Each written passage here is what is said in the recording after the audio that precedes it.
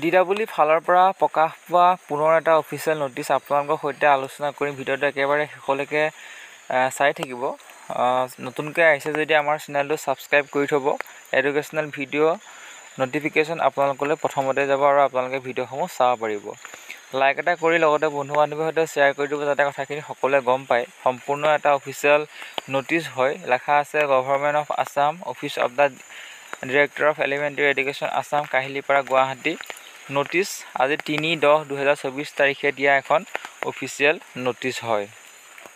ইয়াত লেখা আছে this is for information of all the concerned that the place of posting in respect of the following 1038 teachers who were appointed against the DWE Assam special recruitment drive advertisement date 5/8/2024 are modified in respect of the teachers placed in amalgamated high school, Adarsa Vidyalaya, TGM schools and CRCC, BRP etc. হয়তো সকলে বুজি পাইছে যে 1038 গৰাকীক যি টিচাৰক permanent কৰা হৈছিলে কৰে সেইটো ক'ব বিচাৰিছে আৰু সেই সকল টিচাৰক কি কৰা হৈছে এমালগেমেটেড কৰা হৈছে কিছু সংখ্যক টিচাৰক। গতিকে আৰু এই এমালগেমেটেড কৰা যিসকল টিচাৰ সেই টিচাৰসকলৰ নাম ইতিমধ্যে দিয়া হৈছে। আপোনালোকে চাব পাৰিব।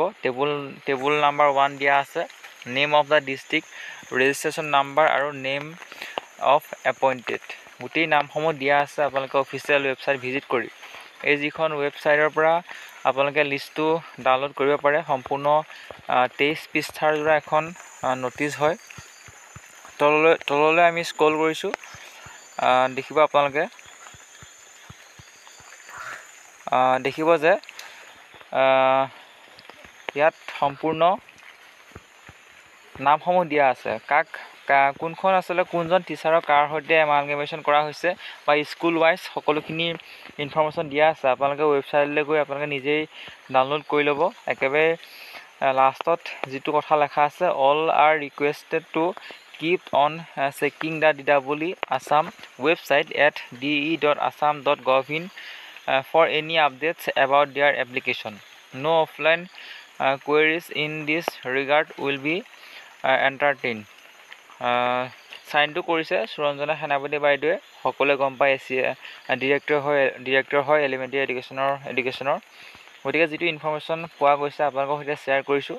আশা কৰিছোঁ ভিডিঅ'টোৰ পৰা আপোনালোকে উপকৃত হৈছে। লাইক এটা কৰিব। পুনৰ কৈছোঁ যদিহে প্ৰথমবাৰ কাৰণে আহিছে তেনেহ'লে ছাবস্ক্ৰাইব কৰি থ'ব।